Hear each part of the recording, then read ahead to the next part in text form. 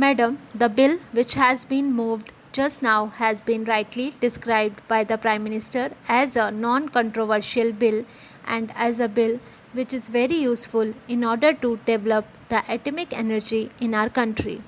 The bill provides for the regulation of radioactive and other prescribed substances which are to be used, which are being handled, which might be produced and which might be imported, so that there may not be any hazards which are incidental to the handling of such substances, and adequate rules are to be made regarding them.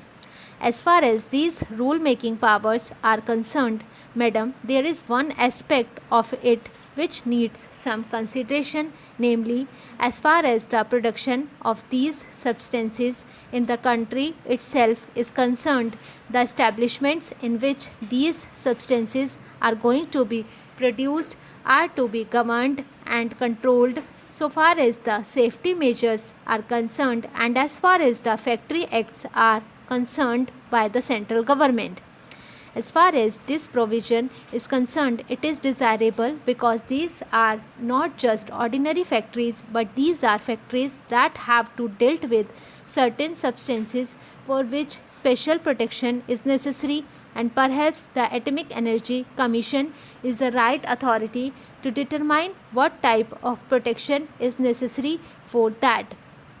At the same time, in the rule-making power which the central government has taken, precautions should be taken to see that the safety measures regarding other aspects of the matter as far as the work of the labor in these factories is concerned are also of the same standard, if not of a better standard, as those provided for in the Factories Act elsewhere. That is, attention should not be concentrated only on the hazards incidental to the handling of these substances, but other amenities to which the workers are entitled in ordinary factories should also be provided for in any rules that might be made under this measure. Along with this precaution, this power is absolutely necessary for the same.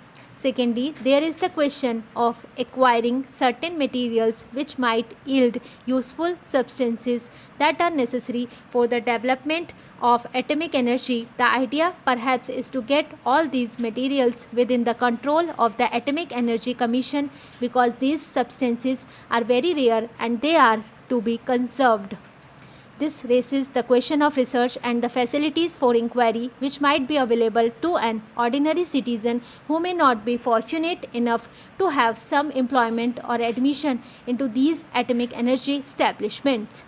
It is perhaps one of the conditions of modern life that any scientific research and inquiry involve dangerous implications, so that they are to be controlled and coordinated under the aegis of the government, and to that extent perhaps the freedom of inquiry might be affected.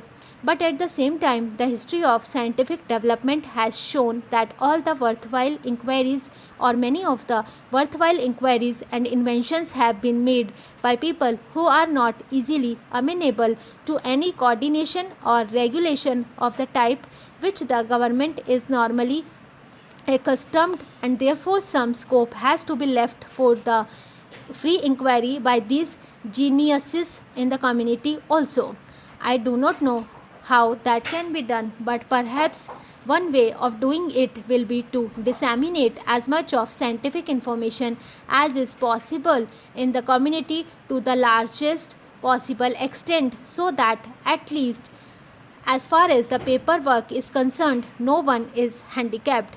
I am just a layman and I am not quite acquainted with the various types of developments that are going on regarding the issues connected with the development of atomic energy.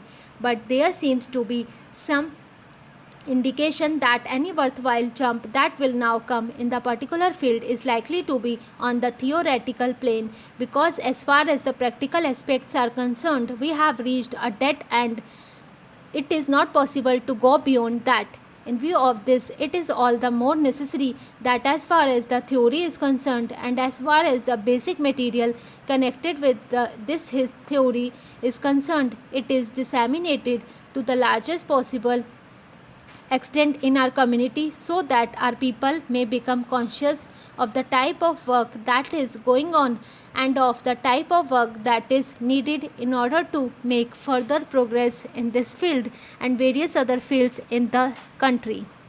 Thirdly, this is the question of acquiring certain mineral rights as far as these substances are concerned. Here again, it is necessary that the authority should be centralized, and obviously it would be in the hands of the central government and the Atomic Energy Commission. But again, this also raises the further question of paying adequate attention to the interests of the states that are concerned in whose areas these mines are located. Sir, 1987 has been a year of persistent challenge and of determined response by the government. It has been a year of achievement in the face of great difficulties. Some difficulties were caused by disruptive forces within the country, some difficulties by disruptive forces inspired from abroad, and some difficulties were caused by the weather.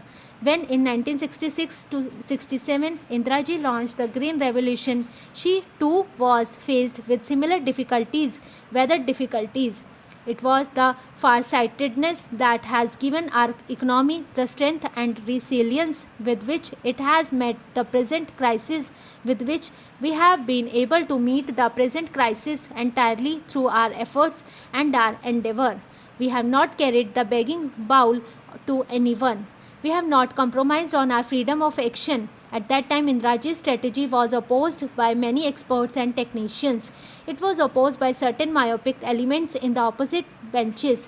Indiraji prevailed because of her faith in the efforts of our kisans, because of her confidence in the ability of our scientists, because of her trust in the performance of our extension workers.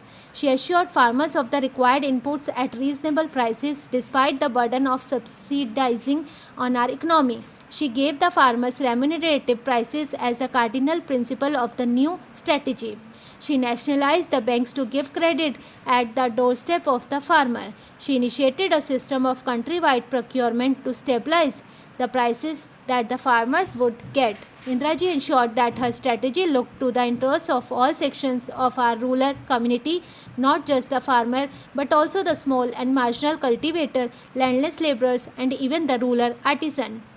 We double our output in 2 decades because of her integrated vision of rural India, her sympathy and understanding for each segment of our rural society, because of her assiduous attention to inputs, to quotes, and to subsidies. Today, after 4 years of bad monsoon, 2 years of poorer rains, followed by 2 years of severe drought, we can hold our heads high and look to the future with confidence, because Indiraji laid the foundations which were sure, sound, and secure. Our drive to maximize the Rabi output in meeting with encouraging success. We hope to limit the shortfall to 10%, but the problem is not entirely over. During this past year, we have done much to mitigate the distress of drought. Relief programs have been handled efficiently by and large by all the states. The ceiling of assistance has been put at the high level of rupees 14,000 crore, with almost half of it earmarked for Gujarat and Rajasthan, as they were the most severely hit. Surcharges on taxes have been used so that the burden does not fall on the poor, and only the rich have borne this burden. Using food grain buffer stocks, we have launched programs to generate employment, to build assets, to cushion against future droughts. Through worthwhile relief schemes, we have ensured that expenditure on relief became expenditure on development. We have rushed fodder from areas of surplus to areas of scarcity.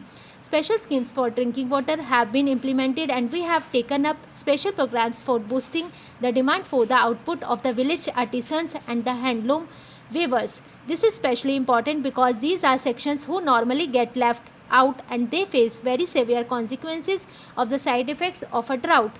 The genesis of the Green Revolution was the scientific breakthrough which brought in new hybrid seeds. It was also a complete package of inputs to the irrigated land, leading to self-sufficiency in food grains.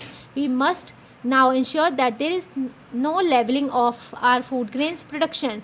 The scientific community must be galvanized into providing answers to the next phase of the Green Revolution, of taking it to a new areas, expanding it to the new crops, and making it resilient to the vagaries of the weather. Already the special rice production program is spreading throughout eastern UP and is changing eastern UP into the new granary of India. Dryland farming has been